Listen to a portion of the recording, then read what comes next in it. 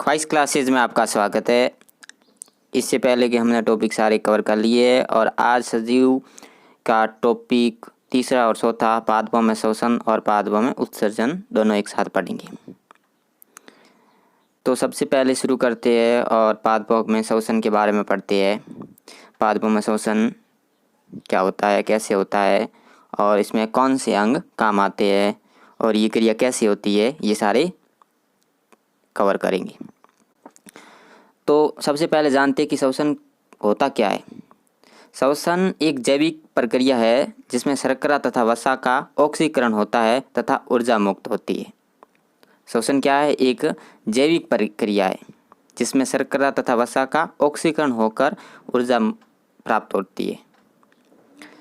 अर्थात जटिल कार्बनिक पदार्थों के ऑक्सीकरण द्वारा ऊर्जा की विमुक्ति को ही श्वसन कहते हैं।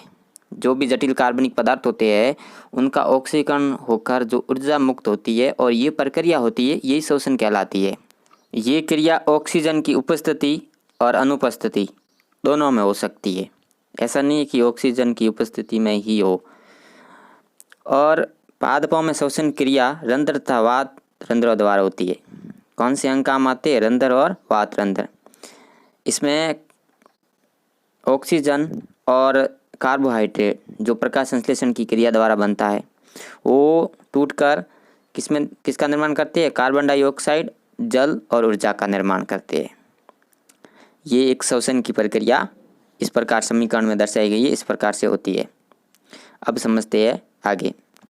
पादप कोशिकाएं इस प्रकार से भोजन बनाती है कि ग्लूकोज अणु के अपचय से निकलने वाली संपूर्ण ऊर्जा मुक्त उष्मा के रूप में न निकल जाए।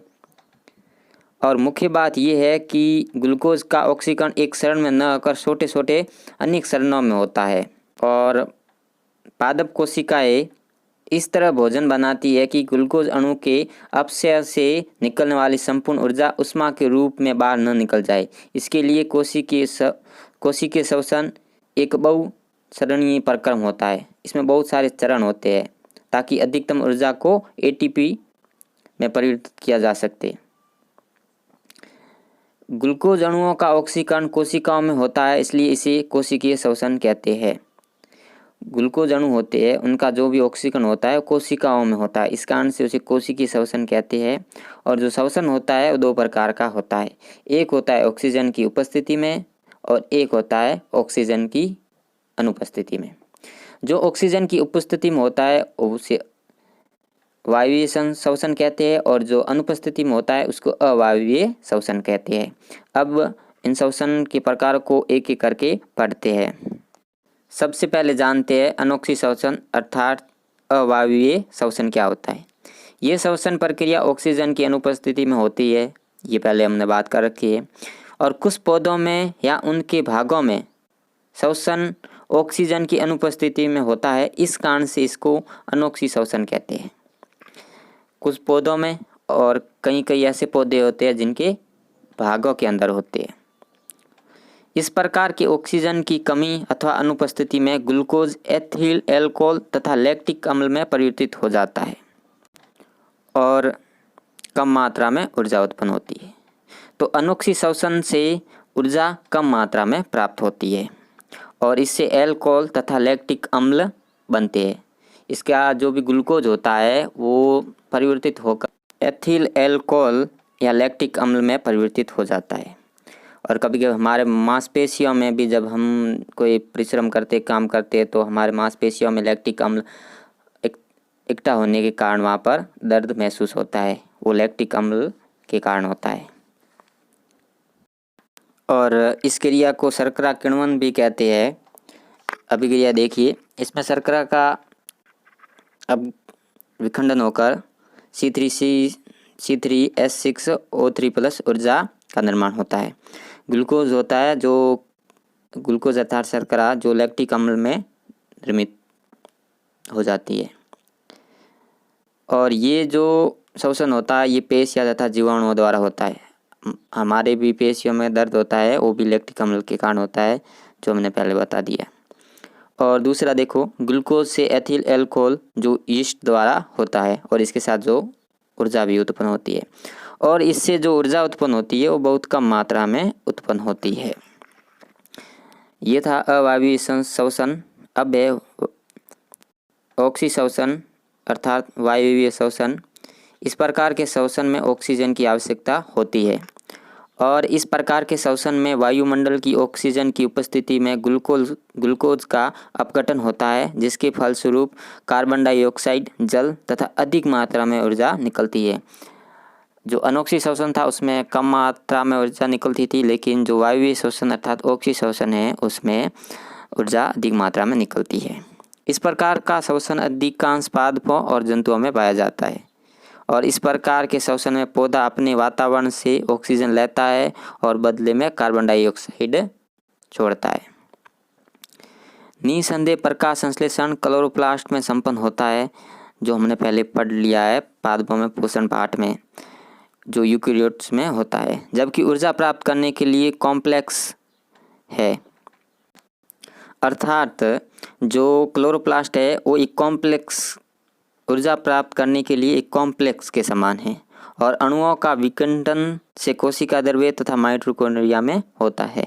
जो भी ये अणुओं का विखंडन होता है ग्लूकोज के, ये सारा कोशिका द्रव्य तथा माइटोकॉन्ड्रिया में होता है, वह भी केवल यूकेरियोट्स में ही होता है। जबकि कोशिकाओं में कॉम्प्लेक्स अणुओं के कार्बन आम्ल के ऑक्सीकरण होने पर पर्याप्त मात्रा में ऊर्जा का मुक्त होना सांस कहलाता है। सांस किसे कहते हैं? कोशिका में कॉम्प्लेक्स अणुओं के कार्बन आम्ल के ऑक्सीकरण होने पर जो ऊर्जा प्राप्त होती है, ऊर्जा मुक्त होती है, उसको सांस कहते हैं। और जो ग्लूकोज को बिना ऑक्सीकरण की सहायता से आंशिक रूप में ऑक्सीकरण करता है, इस प्रकार ग्लूकोज का पायरुविक अम्ल में विखंडन ग्लाइकोसिस कहलाता है। आगे हम पढ़ेंगे ग्लाइकोसिस शक्कर भी क्या होता है, उसके बारे में भी जानेंगे, फिर क्रेब्स शक्कर के बारे में भी जाने। सबसे पहले जानते हैं ग्लाइकोसिस शक्कर क्या होता है।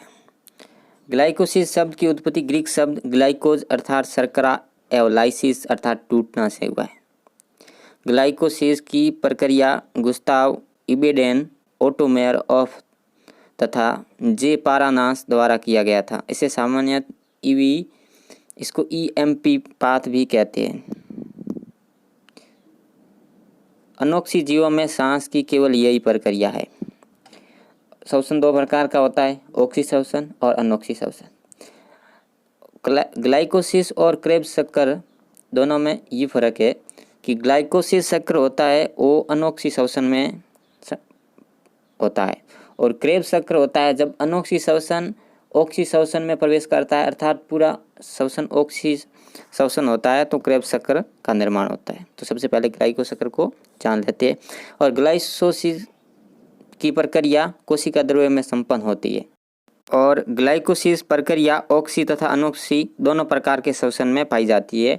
वो कैसे कि जब क्रेब्स शक्कर स्टार्ट होता है तो ग्लाइकोसिस शक्कर में जो पदार्थ बनता है वो क्रेब्स आगे जो प्रक्रिया होती है वो क्रेब्स शक्कर द्वारा पूर्ण होती है। तो क्रेब्स शक्कर में दो प्रक्रियाएं संपन्न होती है, पहले ग्लाइकोसिस संपन्न होता है उसके बाद क्रेब्स शक्कर स्टार्ट होता है। इसलिए ग्लाइकोसिस प्रक्रिया ऑक्सी तथा अनोक्सी श्वसन दोनों में होती है। इस प्रक्रिया में ग्लूकोज का एक अणु पायरुविक अम्ल के दो अणु में टूट जाता है। इस प्रक्रिया में 8 ATP ऊर्जा अणु का निर्माण होता है। ये कुछ इंपॉर्टेंट पॉइंट है, इसको याद रखना है। पायरुविक अम्ल ग्लाइकोसिस द्वारा उत्पन्न मुख्य उत्पाद है। ग्लाइकोसिस शक्कर में जो मुख्य उत्पाद होता है वो पायरुविक अम्ल होता है, जिसमें एक ग्लूकोज का अणु टूटकर 2 पायरुविक अम्ल के अणु का निर्माण करते हैं। अब पायरुविक अम्ल का भविष्य, पायरुविक अम्ल का निर्माण होता है, उसके बाद इसका आगे का क्या फ्यूचर है उसको समझते हैं। ये कोशिका की आवश्यकता पर निर्भर करता है। जो भी जीव है, पादप है, उसकी कोशिका की आवश्यकता के आधार पर ये इसका फ्यूचर निर्धारित होता है तथा ये 3 प्रमुख तरीके हैं जिनमें विभिन्न कोशिकाएं ग्लाइकोसिस द्वारा उत्पन्न पायरुविक अम्ल का उपयोग करती है। ये है लैक्टिक अम्ल किण्वन, एल्कोहलिक किण्वन तथा ऑक्सी श्वसन। या तो पायरुविक अम्ल से लैक्टिक अम्ल का किण्वन होगा या एल्कोहल का किण्वन होगा या आगे क्रेब्स चक्र स्टार्ट होकर ऑक्सीशोषण होगा। तो ग्लूकोज के पूर्ण ऑक्सीकरण के फलस्वरूप CO2 तथा जल बनते हैं और ये चक्र कहलाता है क्रेब्स चक्र, जिसे ऑक्सीशोषण या सांस कहते हैं, जिसमें ऑक्सीजन की आवश्यकता होती है। और हमें पता है कि ग्लाइकोसिस का जो अंतिम उत्पाद होता है वो पायरुविक अम्ल होता है, जो ऑक्सीजन की उपस्थिति में क्रेब्स चक्र का निर्माण करता है, अर्थात क्रेब्स चक्र को अपघटित होता है। ग्लाइकोसिस में उत्पन्न हुआ पायरुविक अम्ल माइटोकॉन्ड्रिया की मैट्रिक्स में प्रवेश करता है तथा एंजाइम संकुलों की उपस्थिति में ऑक्सीकरणीय विकार्बोक्सीकरण से ये सक्रिय एसीटेट बनाता है। और क्रेब्स चक्र की शुरुआत कहाँ से होती है? माइटोकॉन्ड्रिया के अंदर। कब होती है? जब ग्लाइकोसिस चक्र के जो पायरुविक अम्ल का निर्माण होता है उसका प्रवेश माइटोकॉन्ड्रिया के अंदर प्रवेश होने के बाद क्रेब्स चक्र का निर्माण होता है। तो अब जानते ऑक्सीशोषण अर्थात क्रेब्स चक्र के बारे में क्या है। माइटोकॉन्ड्रिया में होने वाले ऑक्सीशोषण के दौरान ग्लाइकोसिस का अंतिम उत्पाद पायरुवेट कोशिका द्रव्य से जब माइटोकॉन्ड्रिया में परिवहन किया जाता है या प्रवेश करता है तो ऑक्सीशोषण की मुख्य घटनाएं प्रारंभ हो जाती है। ये घटनाएं कौन सी है उसको जानते हैं। पायरुवेट का चरणबद्ध क्रम से पूर्ण ऑक्सीकरण के उपरांत सभी हाइड्रोजन परमाणु पृथक होते हैं, जिसमें 3 कार्बन डाइऑक्साइड के अणु भी मुक्त होते हैं और उसके बाद हाइड्रोजन परमाणु से पृथक हुए इलेक्ट्रॉन ऑक्सीजन अणु की ओर जाते हैं, जिसके परिणाम स्वरूप ATP का संश्लेषण होता है। सबसे अधिक रोचक बात यह है कि इसकी पहली प्रक्रिया माइटोकॉन्ड्रिया की आधात्री में संपन्न होती है, जबकि द्वितीय प्रक्रिया माइटोकॉन्ड्रिया के भीतरी झिल्ली पर संपन्न होती है। और ये बात की जा रही है ऑक्सीशोषण की अर्थात सांस की बात की जा रही है। और इस प्रक्रिया को, इस चक्र को क्रेब्स चक्र कहा जाता है, जिसको ट्राइकार्बोक्सिल अम्ल चक्र भी कहा जाता है। अब क्रेब्स चक्र के कुछ इंपॉर्टेंट पॉइंट, इसको TCA चक्र भी कहते हैं और इसका प्रारंभ एसिटाइल समूह के ऑक्सेलो एसिटिक अम्ल, जिसको OA भी कहा जाता है शॉर्ट में, तथा जल के साथ संघनन से होता है और सिट्रिक अम्ल का निर्माण होता है। ग्लाइकोसिस चक्र के अंदर जो उत्पाद का निर्माण हुआ था वो था पायरुविक अम्ल और जो क्रेब्स चक्र है उसका जो अंतिम उत्पाद है सिट्रिक अम्ल। इस कारण से इसको सिट्रिक अम्ल चक्र भी कहा जाता है। इस प्रकार के ऑक्सीशोषण की कुल ऊर्जा 38 ATP ऊर्जा प्राप्त होती है। ऑक्सीशोषण में हमने पहले ही जाना था कि सबसे ज़्यादा ऊर्जा प्राप्त होती है, जिसमें 30 ATP अणु क्रेब्स चक्र के द्वारा और 8 ATP अणु ग्लाइकोसिस चक्र द्वारा प्राप्त होती है और कुल मिला के 38 ATP ऊर्जा प्राप्त होती है, ये याद रखना। अब है शोषण गुणांक क्या होता है, जिसको RQ कहते हैं। श्वसन क्रिया में निकली हुई CO2 तथा अवशोषित O2 के अनुपात को श्वसन गुणांक या RQ कहा जाता है।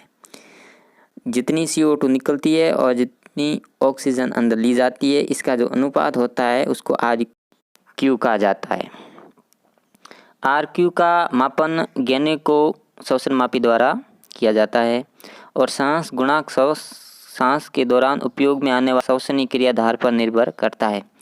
जब कार्बोहाइड्रेट क्रियाधार के रूप में आकर पूर्ण ऑक्सीकृत हो जाते हैं तो सांस गुणांक 1 होता है। इसमें अलग अलग तत्वों का पदार्थों का अलग अलग शोषक गुणांक होता है, जैसे वसा का 0.7 से 0.75 या 1 से कम, प्रोटीन का 0.78 से 0.79 या 0.9 के लगभग, और मांसल पादप का 0 होता है। कार्बनिक अम्ल का 1 से अधिक और अवायवीय श्वसन का अनंत होता है। ये जाना हमने पादपों के अंदर श्वसन के बारे में। अब जानते हैं पादपों में उत्सर्जन के बारे में।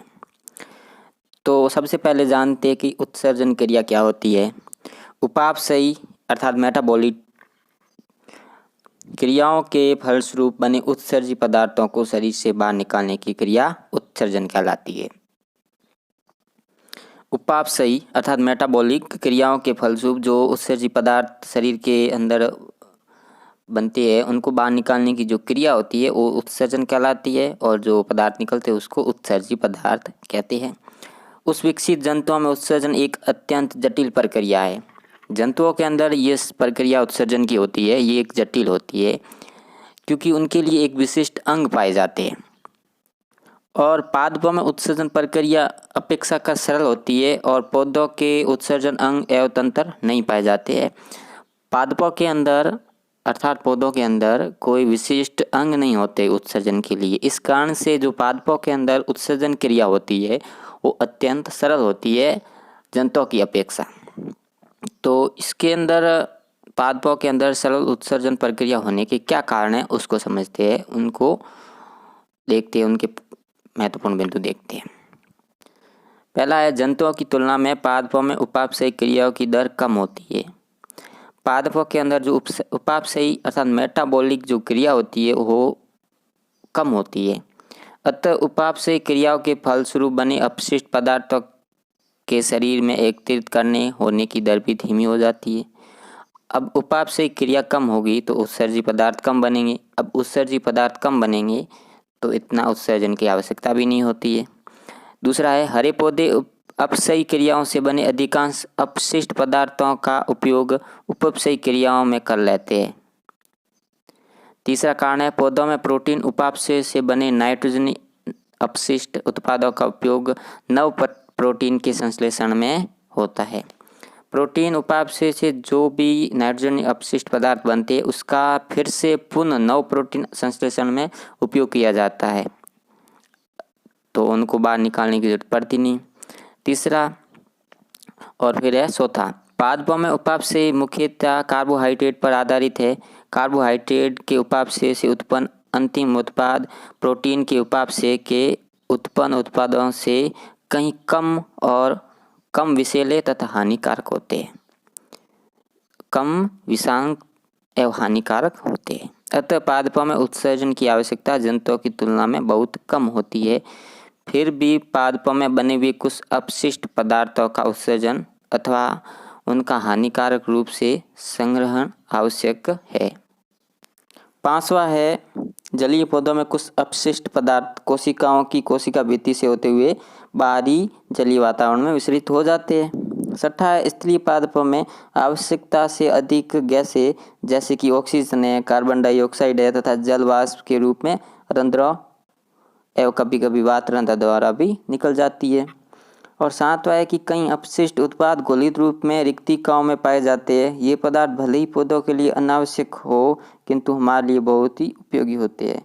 जैसे गोंद वगैरह होते हैं, ये हमारे लिए बहुत उपयोगी होते हैं लेकिन पौधों के लिए अनावश्यक होते हैं। ये हमने जाना कि पादपों में उत्सर्जन क्रिया सरल होने के क्या कारण थे। अब 2 पॉइंट पढ़ेंगे, पहला बिंदु स्राव, दूसरा वाष्पोत्सर्जन क्या होता है इसको जान लेते हैं, ये भी इम्पोर्टेंट है। बिंदु स्राव अर्थात गैटेशन पौधों में पर्ण के किनारे या सिरों पर जल बूंदों के रूप में बाहर निकलता है। इस क्रिया को बिंदु स्राव अर्थात गैटेशन कहा जाते हैं। इन पौधों में बिंदु स्राव के लिए विशेष जल रंध्र पाए जाते हैं। ये पर्ण की सिरों के अंतिम सिरों पर होते हैं और बिंदु स्राव अधिक अवशोषण एवं कम वाष्पोत्सर्जन की अवस्था में सबसे अधिक होता है। बिंदु स्राव होता है, इसमें क्या होता है कि पत्ती के किनारों पर सुबह सुबह देखा होगा, पत्तियों के किनारे पानी की बूंदों के समान दिखाई देते हैं, वो बिंदु स्राव कहलाता है। और ये पत्तियों के किनारों पर एक विशेष प्रकार की शिराएं पाई जाती है अंतिम सिरों पर, उनके माध्यम से होता है। बिंदु स्राव अधिक अवशोषण एवं कम वाष्पोत्सर्जन की अवस्था में सबसे अधिक होता है और इसमें जल की बूंदों के साथ साथ कुछ घुलित अवस्था में अपशिष्ट पदार्थ भी बाहर निकलते हैं। ये था बिंदु स्राव। अब जानते हैं वाष्पोत्सर्जन के बारे में। पौधों के वायवीय भागों से जल का वाष्प के रूप में उड़ना वाष्पोत्सर्जन कहलाता है। जल पौधों में अस्थायी होता है और वाष्पोर्जन मुख्यतः पत्तियों में पाए जाने वाले रंध्रों से होता है। सामान्यतः ये रंध्र दिन में खुले रहते हैं और रात में बंद होते हैं, और इनका खुलना और बंद होना किसके कारण होता है? रक्षक कोशिकाओं की स्फीति ट्रिगर्स में बदलाव होने से होता है। और वाष्पोर्जन कई बाहरी कारकों जैसे कि ताप है, प्रकाश है, आर्द्रता है एवं वायु की गति से प्रभावित होते हैं। प्रकाश की तीव्रता, तापमान, वायु बढ़ने पर वाष्पोर्जन बढ़ता है और आर्द्रता बढ़ने से वाष्पोर्जन घटता है। और वाष्पोर्जन की दर मापने वाला यंत्र गैल्वेनोपोटोमीटर कहलाता है। ये थे 2 इम्पोर्टेंट टॉपिक, पादपों में श्वसन और पादपों में उत्सर्जन। इसके साथ पादपों का सारे टॉपिक कंप्लीट होते हैं और नेक्स्ट पार्ट हमारा होगा कोशिका। अगला हमारा एपिसोड कोशिकाओं के संबंधित होगा, और इसके अलावा जो पीछे के जो पार्ट है वो आपने अगर नहीं देखे हैं तो प्लेलिस्ट में जाकर आप देख सकते हैं। ये सारे नोट्स NCERT तथा राजस्थान बोर्ड बुक के अनुसार बनाए गए हुए, किसी गाइड या किसी और पुस्तक के द्वारा नहीं बनाए गए हैं, क्योंकि रीट का एग्ज़ाम राजस्थान बोर्ड अजमेर करवाता है, तो उसके अनुसार सारी नोट्स बनाए गए हैं।